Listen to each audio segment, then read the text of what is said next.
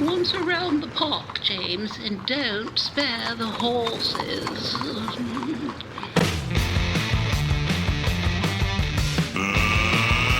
Let's get ready to rumble! It's showtime.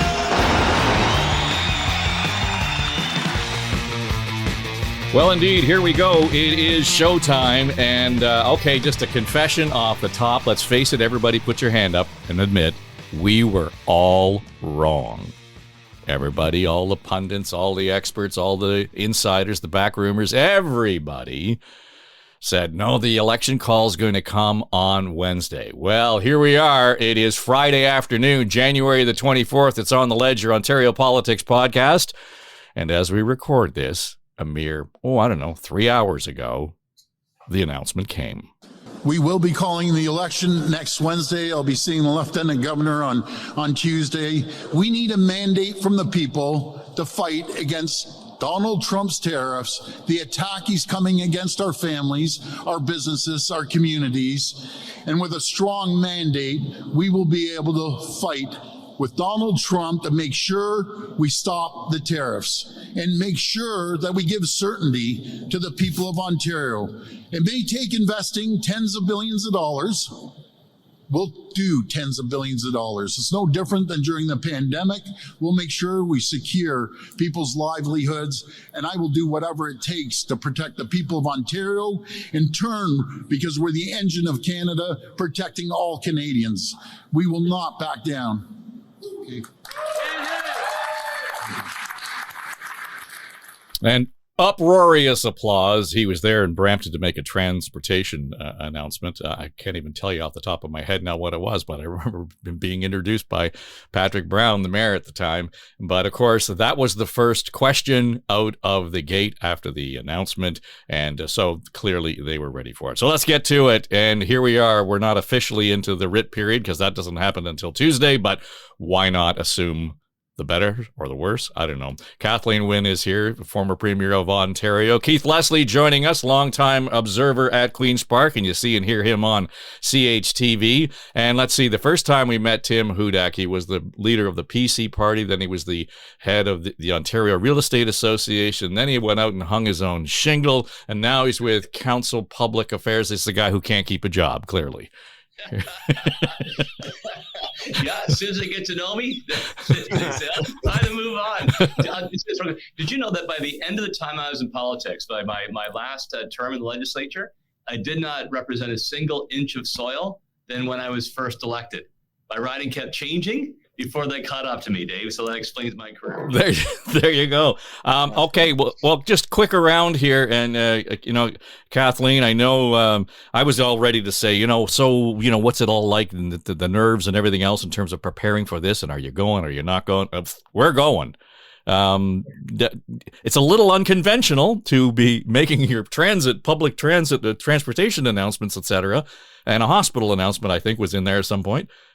But the first question out is the news of the day, and we're going to the polls. Does it surprise you he didn't wait until Tuesday to visit the Lieutenant Governor? I think the public buzz about it had gotten to the point where they needed to just say yay or nay. I think he was announcing a tunnel on the Hazel McCallion line. There you go. That's what it was. Right. Yeah. So you know what, Dave, whether it was today or next Wednesday, I think it had become clear in the last couple of days that they were going.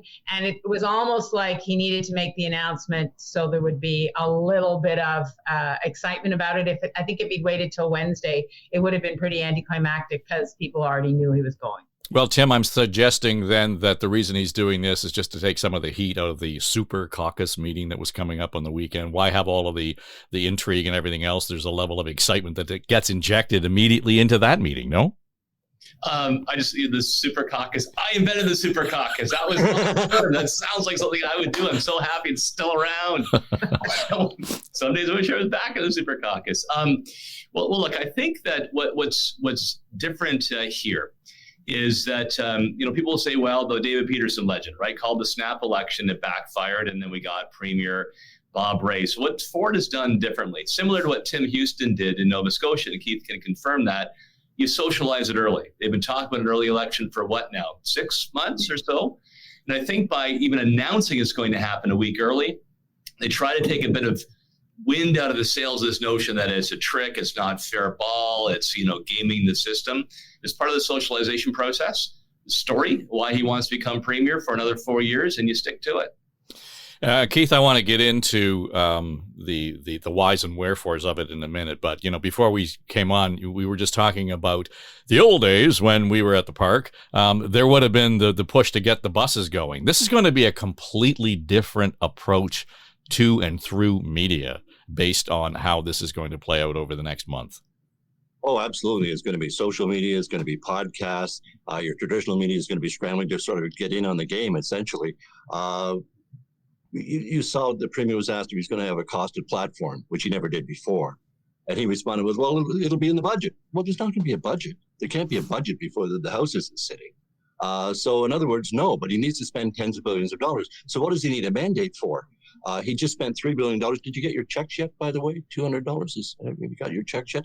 I haven't got mine, but I've got it earmarked for something already. So I'm going to... It's coming in this week. Like, seriously, the timing of this election call, I think coming Wednesday next week is going to be bang on when most people have gotten or are getting their $200 checks per child and per adult. So the timing is obviously there.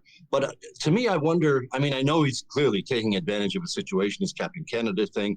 He complains about there's a vacuum in Ottawa. Well, now there's going to be technically, there's no one other than the premier, but there's technically a prorogation of the Ontario legislature as well. So why would he need to do this to get a mandate when he clearly has 16 months left on a very large majority government? So he's going to have to push back against that, give some good reason. And the mandate. Well, you've got the mandate. And he says, I need a 4-year mandate because Trump's just been elected for 4 years. If we're still going toe-to-toe with Trump for 4 solid years over this stuff, it's going to take a lot more than that. I just don't see that as realistic. So he's going to have to justify why now $150 to $175 million to hold a provincial election. He's not going to give us a costed platform. He's got a mandate. He's got a very large majority of government for at least another 16 months. So why is he out there now doing this? He's making himself vulnerable. Now he's going to share that Captain Canada stage because the mainstream media, at least, are going to have to give equal time to Bonnie Crombie and to Merritt Stiles. And all of a sudden, it's not going to be just him talking about Trump. It's going to be them talking about the disaster and the healthcare situation that he hasn't approved. All-way healthcare is still a major issue. Emergency departments are being closed all over the place. Housing, they're way off their targets. They've made the worst month ever in December. And homelessness is just growing. All these issues are going to be coming back at him every day. Issues he's not really dealing with now when he's writing the Captain Canada, I'm going to deal with Trump thing. I don't know if it's a wise decision to call the election now, but it's clearly when he's so high in the polls, the party's clearly ready for it. They've got all their candidates nominated. Everybody's set to go. Clearly, it's the momentum behind this has been planned for a while. And as my colleagues have said here, people have been softened up. They're waiting for it to come. It's not a big surprise at all. Someone said that they have at the Super Caucus on Saturday, they're giving training on signage. I wonder if that's, how you put in a sign in frozen ground in February. That's another goal. But Dave, it was interesting to Keith's point about the announcement and all the stuff that's going on. It was interesting that he said in his announcement for it, he said, it's just like the pandemic and, I need a mandate just like in the pandemic. Well, the pandemic happened. And he had a mandate. He didn't go to the polls 2 years after 2018 to get a mandate to deal with the pandemic. So, this is very, I think, very thin cover for a completely political decision. But to Tim's point, he absolutely prepared the ground. I think there are many, many people in the province who at the beginning will not even realize that it's an early call of an election. They will be reminded by the opposition parties, I think, very, very quickly. But many people won't even realize it's an early call because we've talked about it for so long now. But it's unnecessary. There's absolutely no doubt. And the vacuum that's left by him calling an election now is, I think, irresponsible. It's a precarious time. I think that right now it would be far better for him to be focusing on, corralling the premiers, making sure that we have a single story that we're telling when we talk with folks in the United States. But that's his decision. So here we go. Stay tuned. Well, on that point, and I think to some degree, the last election was like the Seinfeld election. It was an election about nothing, and everybody played peekaboo. And I still remember Sean O'Shea running down the street trying to catch up with the premier, and that might have been the only time that we had sort of this random access to the premier on the campaign trail. But at the same time, there is, I think what people will identify with is that existential threat economically, that it's going to mean jobs, that the heat is up. And back to your point, Keith, when he was talking about, the costed platform, I thought it was really interesting the way he played that in terms of, are you going to tell us how you were going to spend those tens of billions of dollars? People, Premier, I don't think people know exactly where you're going, especially in terms of the tens of billions of dollars you're talking about spending now in stimulus, and you haven't tabled a budget in a year. Why will you not release a fully costed platform, sir? Well, Richard, we're fully releasing it. And guess what, Richard? Maybe you're one of the jobs that I'm going to have to protect, because when the tariffs hit, it affects the media, it affects manufacturing, it affects every single sector in this province. So you better pray that we get elected, because I'm going to protect everyone's job, including the media's job. Well, that's a tall order, Tim. I don't know if I would have gone there, but clearly passionate. Yeah, for sure. Well, a couple of things. I think we're in the weeds a bit. We've all been very involved in politics for a long time, and happy to talk through that. But I think when it comes to, a week and 28 days down the road, I'm not convinced that voters will be saying, I'm going to punish Doug Ford because he called an early election, or this looks opportunistic. Some may feel that way. But I think it will come down to, in this existential crisis we're facing with President Trump and the tariff threat, who do I want to have holding the steering wheel during this really rough road ahead? And Ford is on his game. I think he's at his best performance that we've seen. And I think people will get behind a strong leader when they cast their ballot, even if there is a bit of a smell to when the campaign was called. Okay, so let's just get into that whole issue of, if it's not Ford, then who vis-a-vis Trump? And he was very strong on that, the premier, when he announced, telling us on Friday morning that, we're going to the polls, and he has to, because he has to save us all and save the country from Donald Trump. Just imagine this, folks. Imagine Bonnie Crombie or Merritt Stiles sitting across from President Trump negotiating a deal. It would be an absolute disaster. And God help us if that ever happens. Let me suggest to Tim that he could avoid that entirely. We don't have to have an election. He could do the negotiations without the possibility of Crombie or Stiles in the chair sitting across from Team Trump.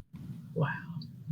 Sorry. I was yelling in my head. You were saying that out loud. I just want you to know, Tim, that he can avoid that right off the bat. He can be the guy who has to take control to make sure neither Crombie nor Stiles are across the table from Trump.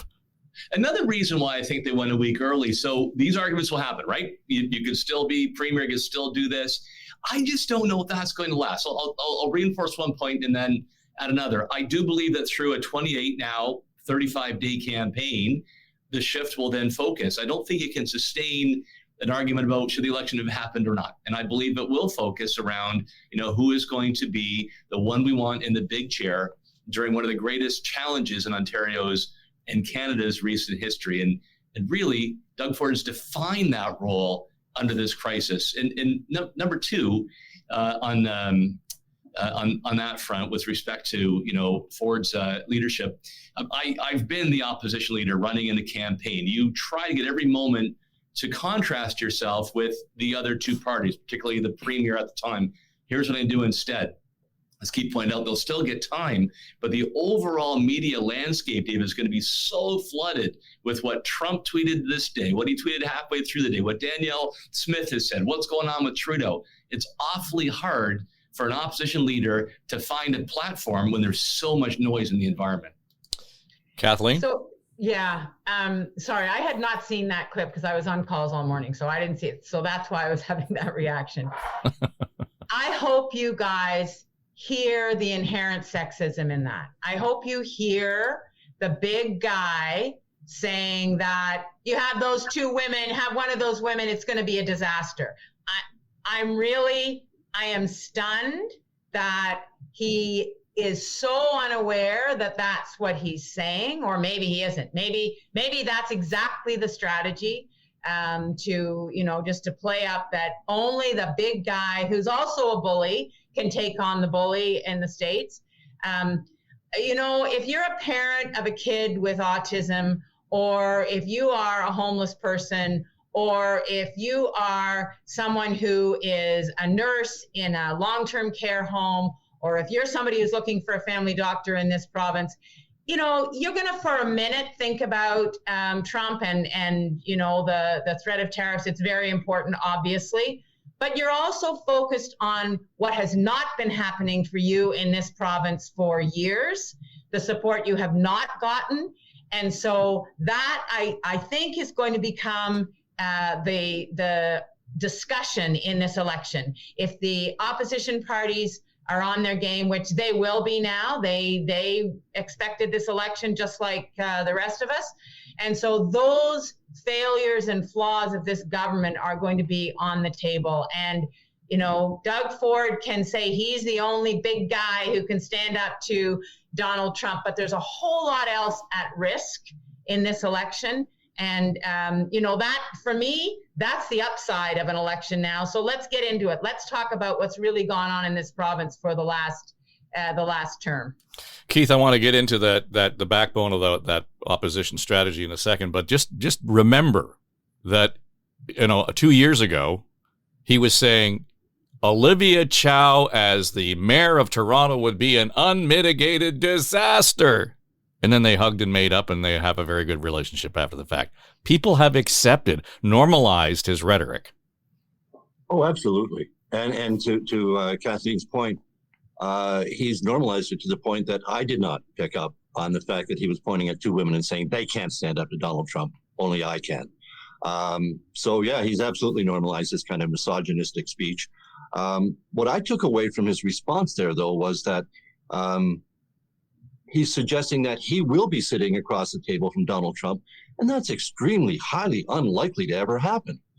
He might get a meeting with him, but I don't think he's going to be sitting down negotiating with Trump. So he's saying to Ontarians, you can't have the NDP or Liberal leaders, both of whom are women, you can't have them sitting down with Donald Trump. Only I can do that. Let's presupposing that's ever going to happen. As I say, I think that's just inserting himself a little too far into the narrative at this point, but it's going to work for him. And until we have a new prime minister or a new Liberal leader or the federal election and another new prime minister again, or a third one in a year, all that going on, I think he should have stayed to the Captain Canada stuff and stayed away from the election for now, but because he would have got rewarded, I think, in the end, 16 months from now at the scheduled election. But he's made his decision to go here now, but it's going to muddy the waters with all sorts of other issues in addition to the Trump and the threatened tariffs. So, Tim, when we look at it from that perspective, and I'm the guy and I'm the only one who can do this, and the Captain Canada idea, part of the conversation and some of the questions that he answered this morning detailed the dates when he expects and plans to be in Washington, on official business, leading the premiers. To me, that just reinforces that whole image. One, two, it's going to take all the oxygen out of whatever comes out of the campaign over those 2 or 3 days around those meetings. Yeah, look. That reinforcing my point, Dave, earlier on, that it is media make every effort to give equal footing. The debate, you have equal footing, but there's going to be so much in the media environment that advantages an incumbent. It will limit the time that Marit Stiles or Bonnie Crombie have, or Mike Schreiner. And secondly, it gives him a chance to look, if not like the premier, like the prime minister in Washington, D.C. Who knows if it gets to Mar-a-Lago, right? So it reinforces the ballot question of, again, who do you want to have in the premier seat during these very tumultuous times ahead? And I appreciate what Premier and Keith said about you don't want to come across as sexist, and folks could read it that way. It's definitely going to be a campaign about up to the job, not up to the job. And he'll have to make sure he's careful of his tone so it won't be read as anti-women. The big part will be the debate. We've seen him square up before with Premier Wynne and Andrea Horwath. And we'll see if it's truly on the sexist angle or simply a matter of you need somebody with the experience and the chops in this position, and I've demonstrated that. So when we look at that, though, as the math plays out, Kathleen, there's going to be a newly elected premier, a premier-elect in this province before we even have, somebody replacing Justin Trudeau as the leader of the Liberals and a new prime minister. So to that extent, there is some stability in that. We know that all this turmoil is going on. Why not rip the Band-Aid now and let's get it all done as opposed to stretching it out over the next 9 months? Well, because it's, first of all, it's 16 months. He's got 16 months left in his mandate. There's absolutely no argument against, staying in office for those 16 months, because this is a tumultuous time, right? Why go into an election if that's what you're saying? It provides stability because there'll be a new premier. Well, we've got a premier. We've got a premier with a mandate. We've got a premier with the ability to spend what he needs to spend to support the economy of Ontario and, get to the other side of the federal election. But, the reality is, Dave, he doesn't want to get to the other side of the federal election. He wants to run while the Liberals are still in office in Ottawa. He wants to run before the Greenbelt report comes out from the RCMP. Those were the original imperatives for wanting to call an election early. The Trump election has just come in as a gift for Doug Ford in the last, few months. So he wants to get this done for his own political purpose, and the fact of the Trump election has provided him political cover for it. But it's nothing more than that. And just to be clear, last episode I called bullshit on the idea that we have to go and have to get a mandate here. But I can see in terms of retail politics, you can write a book on this, and this is the how-to and the why-fors, and let's realize that the politics of it are masterful. So the timing politically as well. You've got a federal Liberal leadership race underway with the winner to become the prime minister. Where's Bonnie Crombie going to get the staff and volunteers to run her provincial campaign for the next week plus 28 days? A lot of them are tied up in the federal campaign already. Timing for Doug Ford on this one was, as we say, we all saw these things lining up ahead of time. And then Donald Trump came along and he happens to be the chair of the Council of the Federation of the Premiers Group. It was a gift from heaven for him, pretty much. I mean, it's a big threat for the country, and he's standing up to it treating it as a threat, but it's also a huge opportunity, and I see him as taking advantage of it. And quite frankly, when he was asked about David Peterson doing it 35 years ago, he cracked a smile and laughed. He's just media. You're upset 35 years ago. So clearly, he's looking more at Tim Houston's experience of, even though the first bill Tim Houston signed into law 3.5 years ago was a fixed election date, he softened people up and went a year early because, get this, he needed a strong mandate to run against the federal government. But he got it. He got his re-election. People did not hold it against him, basically because he's been a pretty good premier in his first term. John Chrétien was a similar example, right? Did call an early election against an unprepared Stockwell day. And, he had his story. And while people argued at the beginning about whether it's the right time or not, if you've got a story that you stick to, and the opposition's unable to take enough shots at you, and you talk about what you want to achieve in the time ahead, the recent history has actually been favorable to the incumbent as opposed to the Peterson story, where they seem to scramble, not really have a game plan, and look desperate during the campaign by tossing in a commitment to get rid of or reduce the PSD. Well, I should also suggest, Keith will remember this, that the Stockwell Day failure was on the final day of the campaign. Didn't they make something like 13 campaign stops with no ability for the media to file stories? Yeah, it was insane. He wanted to be everywhere, but we never got to tell the story. I thought it was the Sea-Doo that did it. Yeah, that image on the Sea-Doo, absolutely. Sometimes it just takes one. Wasn't it Jules Lucep with the hair? Yeah, cheese factory? Yeah, those kind of images. All good fun. Poor Stanfield with that football between his legs. He apparently caught 3 previous balls, but the one that went between it. That's the image everyone has. Like 60 years later, I can still picture that image in my mind. That poor man. Didn't you feel for him? Oh God. Absolutely. And it happens to be that the worst bloody airport to get through happens to have his name on it in Halifax. I'm just saying. Oh, there you go. That's just brutal. Doug Ford to stay off of Sea-Doo. Don't try to catch a football or put on the hairnet. and I think he's going to be okay, especially all at once. That's right. Oh, there's an image. There's the inside advice for the war room. Well, remember during the pandemic, he got grief for actually being in his snowmobile outfit when he stopped to talk to 4 other snowmobilers during the pandemic. And it was one of those, I thought, really ridiculous moments where the media is trying to make, he's on vacation in the middle of the pandemic. I'm sure those 4 snowmobilers he was talking to with at this, it was in the Muskokas. I'm sure they were talking to him about the pandemic and the restrictions and everything. Like, he's not off duty. He might even be actually enjoying a skidoo ride, but he's not like he's abandoned Ontario. I always find those things about, the politician on vacation to just be absurd, low-hanging fruit that really helps and serves no one. But well, I remembered him in those suits, and I just thought that was silly. Yeah, and so what if he was going on a skidoo ride, Yeah, exactly. He's talking to people. What? Yeah. You can't fault him for that. We've talked about how the politics of Ontario, U.S., Trump, et it plays into all of this, and it's all happening against the backdrop of the void in leadership in Ottawa. And the premier was really heavy on that when he made his announcement. I mean, he wants to make it really clear that the feds are basically, shit in the bed when it comes to this stuff. Right now, we don't have a stable federal government. We won't have one till the next election. I'd love to see the election being called tomorrow. But again, that's all the more reason Ontario needs a voice at the table. So one of the things I noticed, and I think it was in Politico, he gave an interview, Keith, and he was talking about the various things and how he would do this, but was all raving about Chrystia Freeland and how, what a great job she did in the last, negotiations and so on.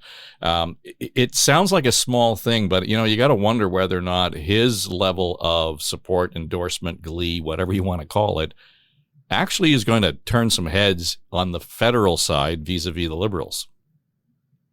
That's a very good question. I mean, I truly don't know. I can't read that. His endorsement, it's not too late for him to buy a Liberal leadership. I think it's open to anybody at this point, so he could vote for it.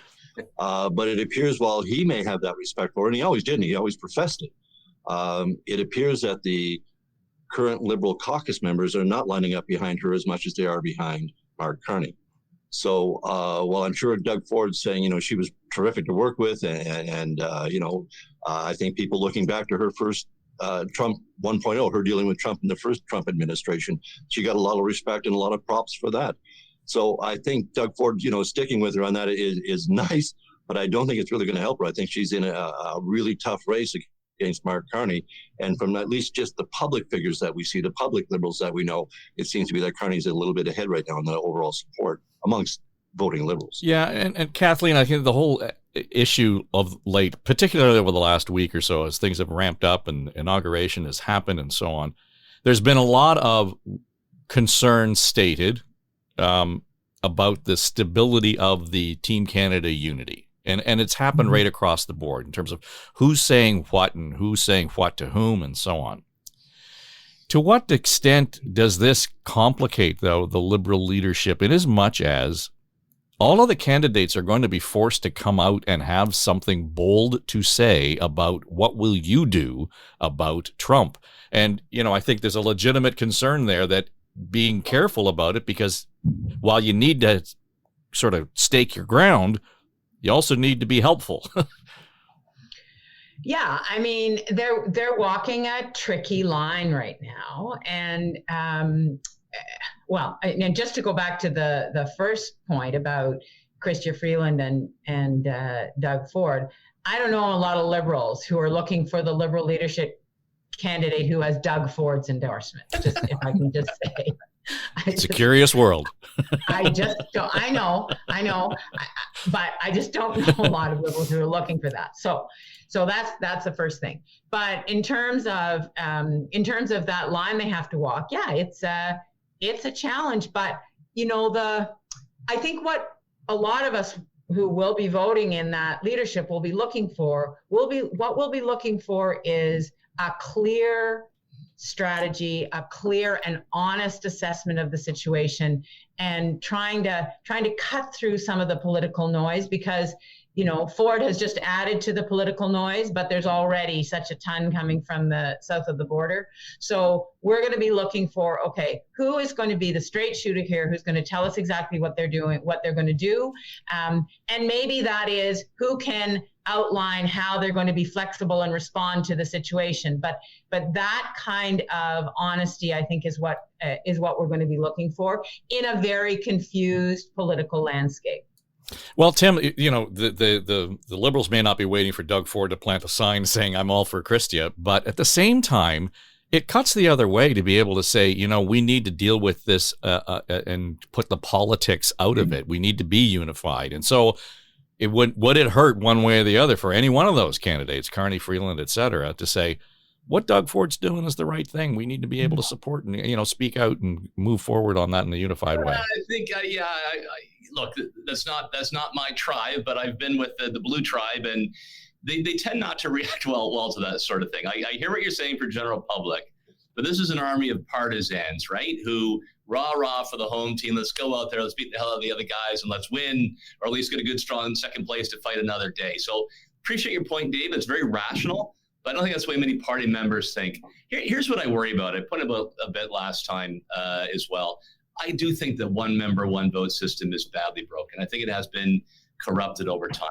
We've seen even within my own party in the past and the National Party had an issue with this as well, the Conservative. People were buying memberships, people who were not citizens, who did not exist. They're dead people who have voted in these contests. I worry because we're actually electing our next prime minister.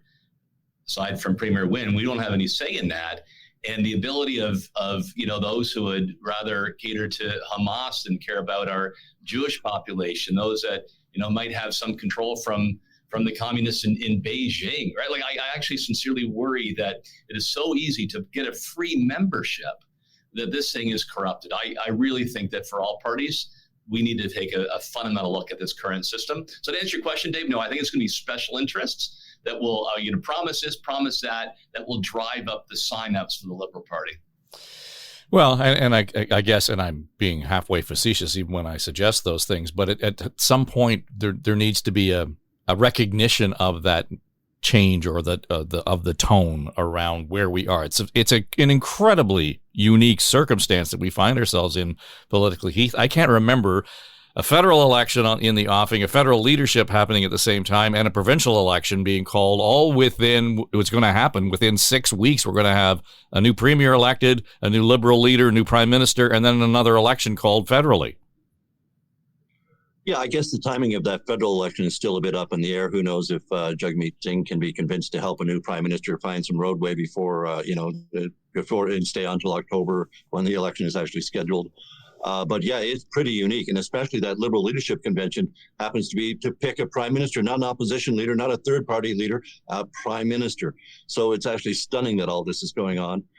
Quite frankly, though, I think it's something that Canadians can absorb. We can understand that there's a provincial election in Ontario, that there's a federal election going on, and that whatever Donald Trump says is going to stir up shit no matter what he does and when he says it. It's just going to be, we're constantly reacting to Donald Trump. So to see these Liberal leadership candidates have to figure out what they can do that's different, how to differentiate themselves, how to get attention, how they would deal with Trump. Well, it's a very tough road to go down. How they can actually do that and stay with Team Canada's approach. We've got to get the Team Canada approach as well locked in. And we don't as yet. I mean, we still have Alberta definitely offside with what the rest of the country wants to do as far as dealing with Trump. But it's a matter of, I don't think anybody really wants to cut off oil and gas exports to the United States, but we want to be able to say we have that option, that we're all on side with whatever needs to be done will be done in, strategic ways. But we're not seeing that yet. And so it makes it difficult with all this going on for the Canadian voter or just a Canadian citizen to go, who's best to handle this in this situation? Who's going to guide us through this Trump craziness? Because it is going to be crazy.